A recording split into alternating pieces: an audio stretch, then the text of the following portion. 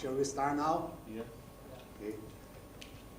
Can you guys hear me back over there? Yeah. Or do I need to use a microphone over here? Probably better use a microphone here. Okay. I'm Albert Wang from University of California, Riverside. So I'm glad to be here today, give a lecture about on-chip ESD protection design. And there'll be a lot of materials.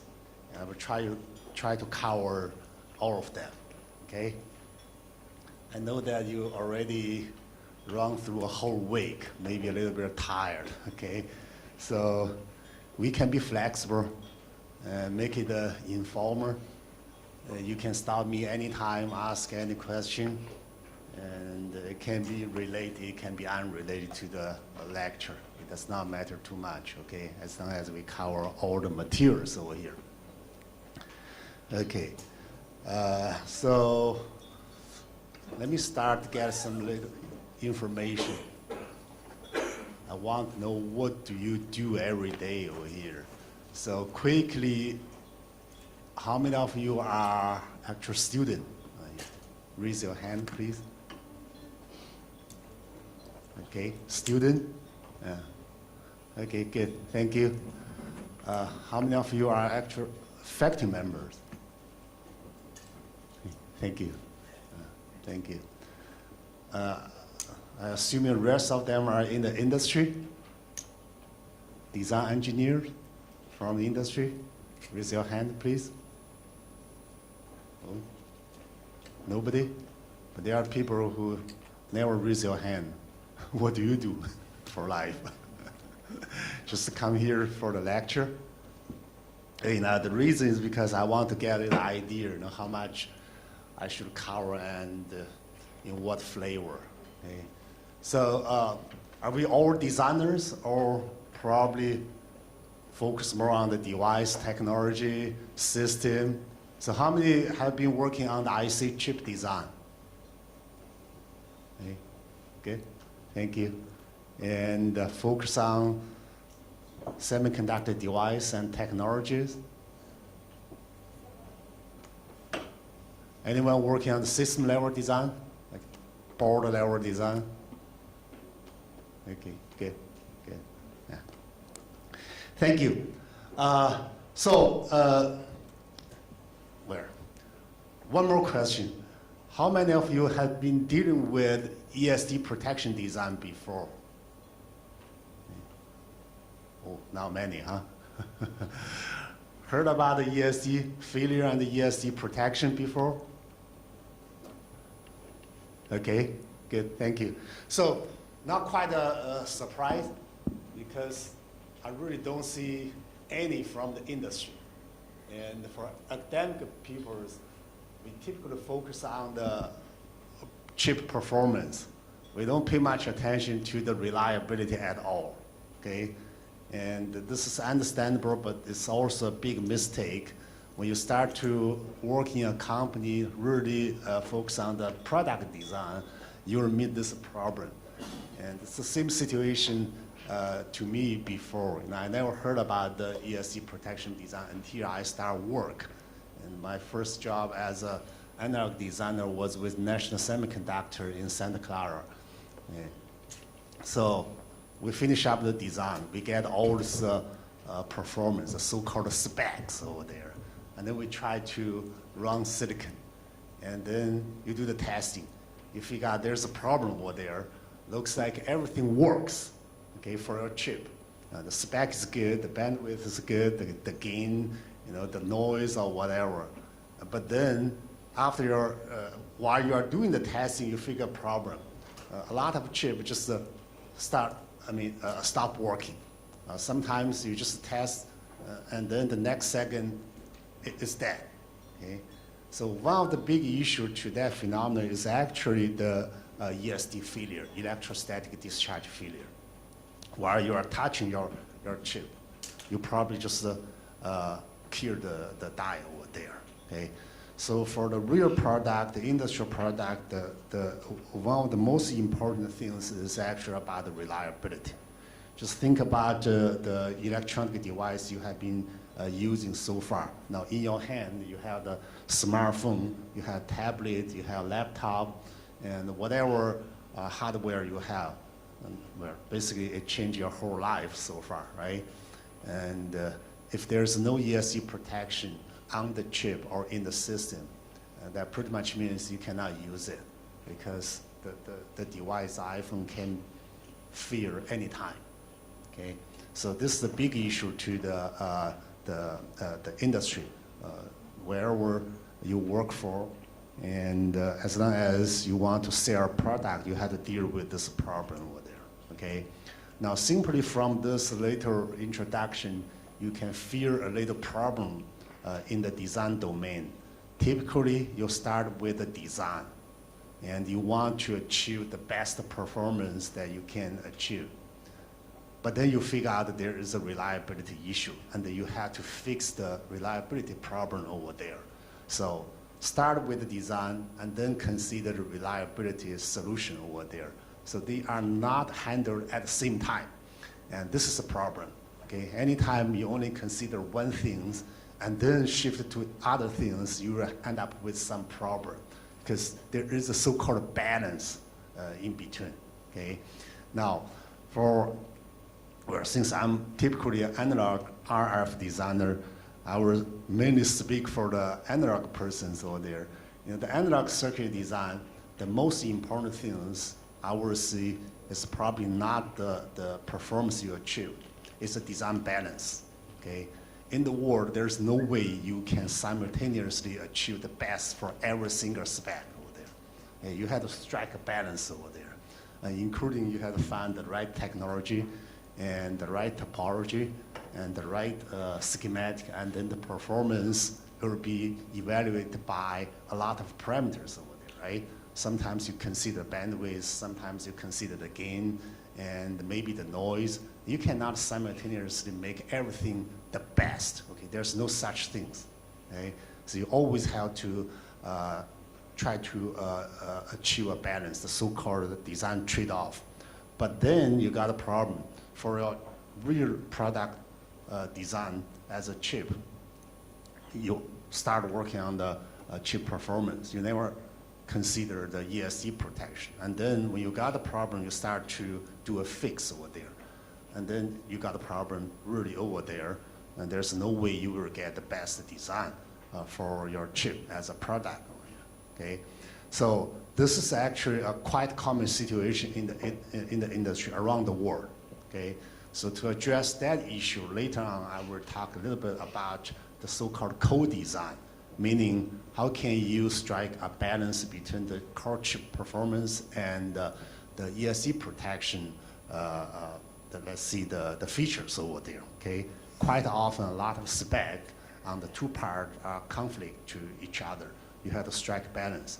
Very typical will be any kind of ESG protection structure you are going to use will introduce parasitic effect, like the noise and the capacitance over there. If you apply the ESG structure, whoever gave you in your company or in your group to a digital chip design, it's typically not a very big issue. The digital circuit are very tolerant. Okay? But if you apply to analog and RF design, especially for high speed, very wide bandwidth, you will see the problem over there, okay? Because the ESC structure can easily introduce a parasitic capacitance, maybe up to one path over there, and that could be a serious issue to your chip performance, okay? So consider ESC protection design as a task for the whole chip level design balance, and also consider the co-design between the core chip and the ESC protection structure. It's a very, very important design, I would say, a philosophy over there, okay? So always keep in mind on this. I hope this the core message you will receive from my lecture, where of course, only if you want to work for the industry. If you stay on campus in the university lab, this is not much a concern for you, because really all you want to do is get a chip working, maybe 1 out of 100 and get one of the best so-called spec over there, and then write a paper over there. Okay, you're not going to put your design into the market. Okay, so quite different mindset for the chip design. Okay, so moving forward, here is the outline for my lecture. I'm pretty much sure a lot of people probably never really dealt with the ESD protection and the failure issue. So I start with the introduction, just discuss what is exactly the ESD problem over there. Okay, and then we'll talk about the solution. And the solution can be at any different level. We start with the basic structure, pretty much the device level things, and then we start with the protection subcircuits. The ESD protection in the old days, it can be really just a single device, but now it's getting more and more complicated. It can be just a small subcircuit over there. Okay, and I show you a lot of examples over the course. And then there's the important things, which is ESD relationship with the technology. I'm talking about process technology, and also the layout. Okay, and for the analog person, the RF circuit design person, we know that the layout is actually a very important task in your whole design project. Okay? And then we're moving forward, talking about a relative newer and advanced ESD design, ESD protection design issues over there. Okay, so touching like the RF high-speed circuit design, things like that. Okay, and we'll discuss the testing methods called TLP, transmission line parsing testing, especially for ESD protection design. So very useful testing technique over there. You have to really have to know that, okay? And then the second part, we were talking about more like chip level design issue over there. And one of the important things will be how do you use a CAD tool to do the ESD protection design for a chip. This means you have to run some simulation, okay? You don't just rely on your experience or somebody tells you this will work, okay? So that's not the right way to do that. And then we'll have to discuss the co-design, the ESD IC co-design. As I mentioned earlier, you just have to consider both parts of the whole chip, the core circuit performance and the ESD failure solution over there, okay? And I will also discuss the development in the CAD domain for full chip ESD design verification. This is not a mature product yet, but it's almost here. Okay, so we'll discuss something about that. Now, in the end, I will bring some new topic, which is what is the emerging things, research for the ESD protection design. For example, can we use graphene for the ESD protection something? Can we use some non-silicon structure and anything completely different from the current silicon-based ESD protection design? So this is the whole picture of my lecture today. And if you have any question during the discussion, just bring it up to the floor and we can talk about that. Okay?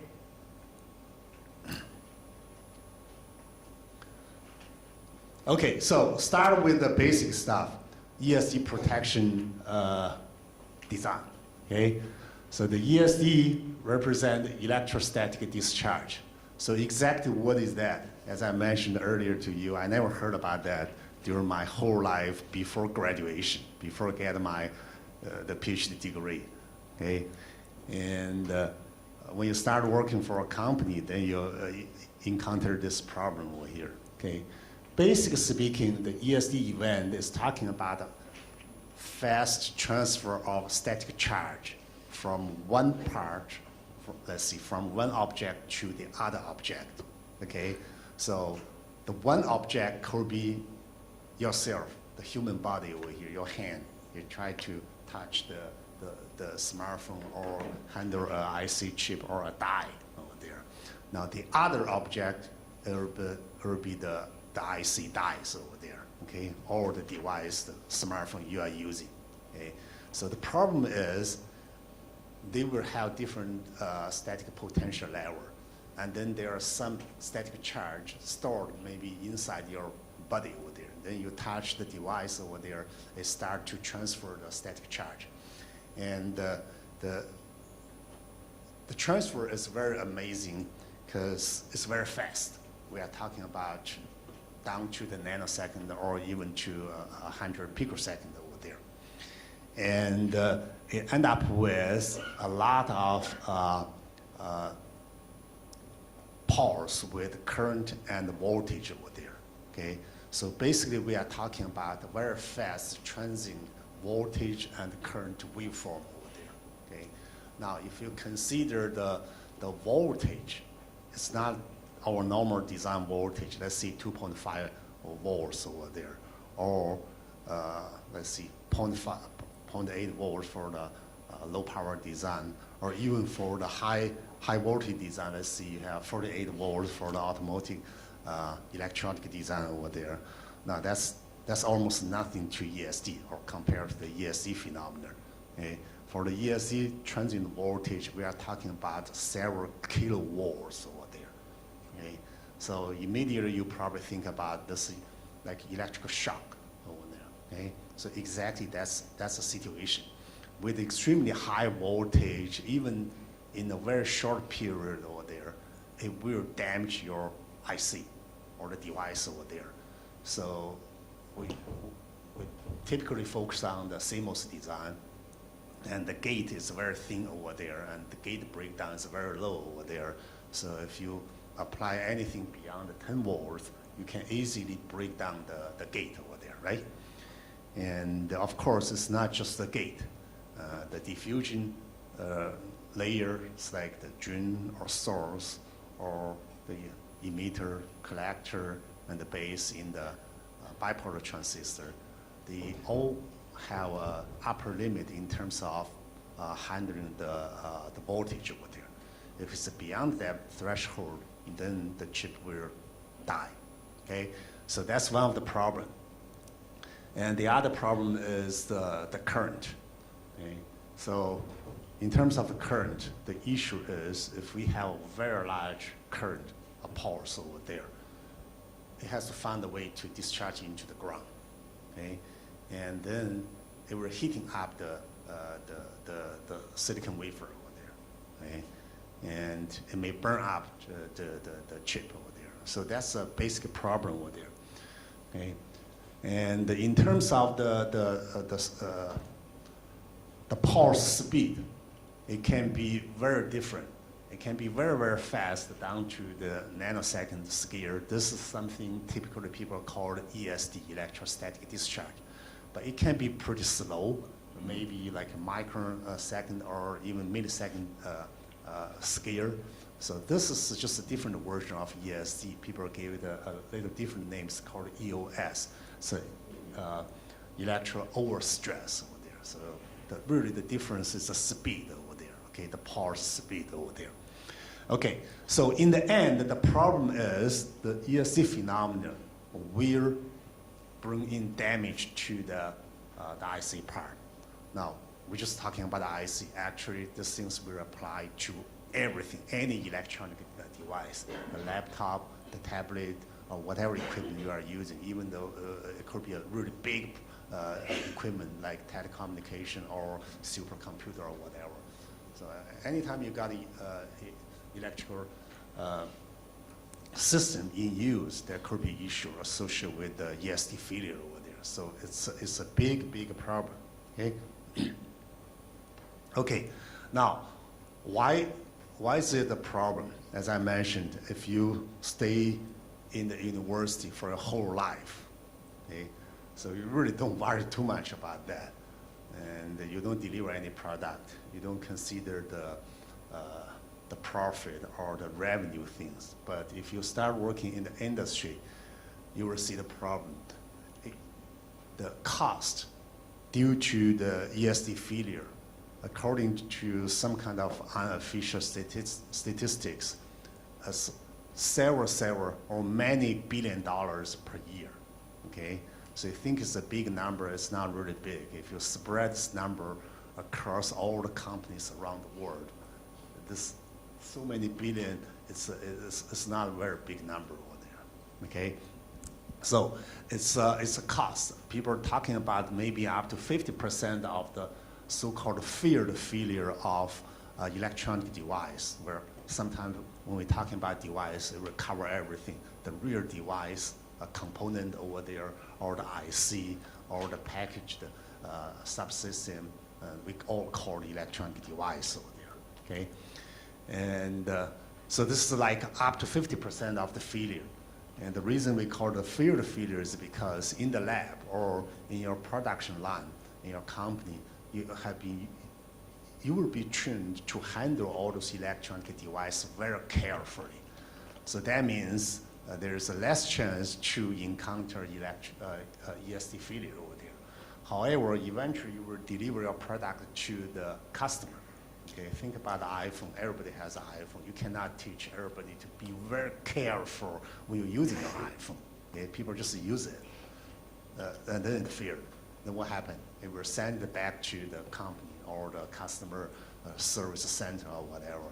So that means a loss to the company over there. Okay, so from that viewpoint, you can appreciate why the ESD failure is such a big issue to the industry, because the company has to make money, and they don't want any product returned back, okay?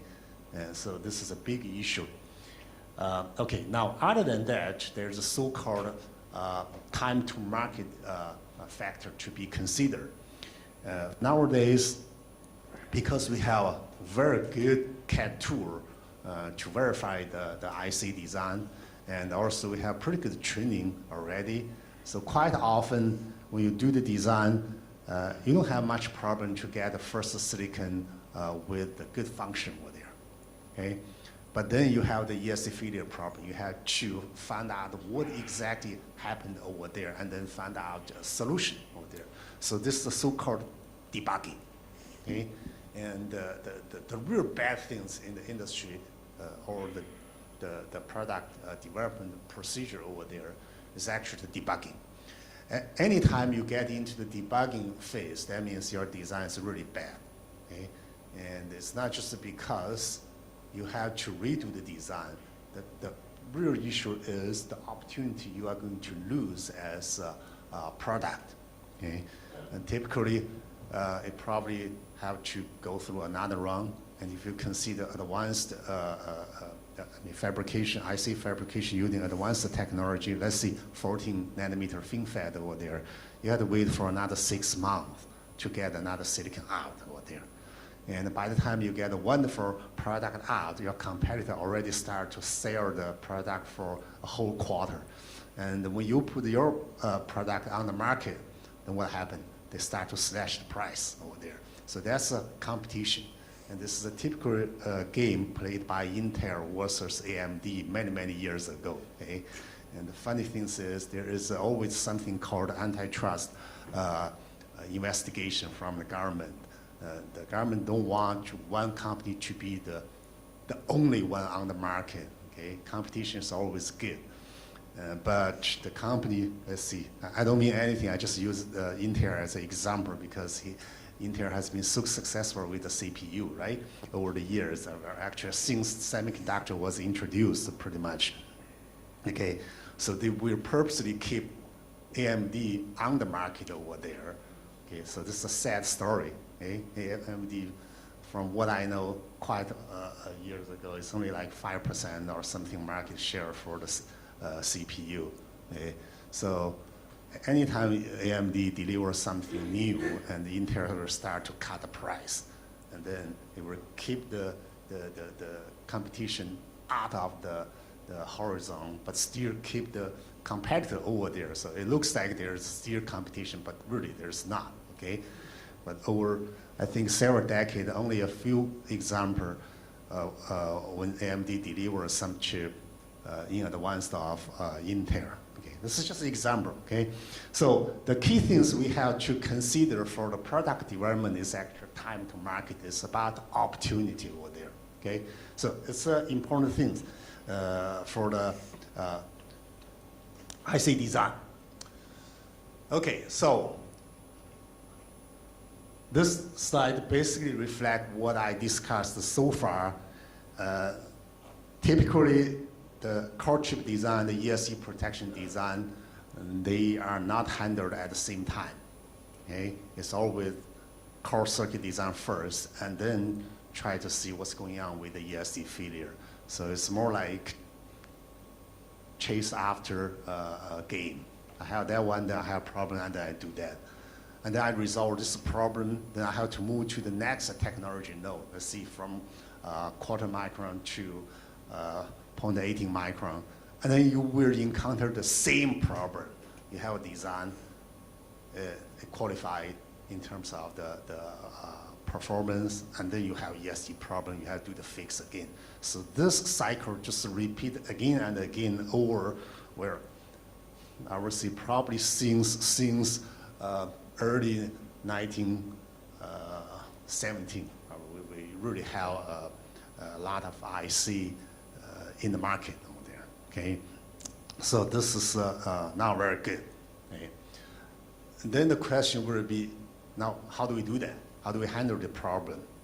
And technically or theoretically, it's very straightforward. Just think about your design practice. It doesn't matter you are working on the digital, analog, or RF design, or whatever so-called mixed signal design. Think about your design flow.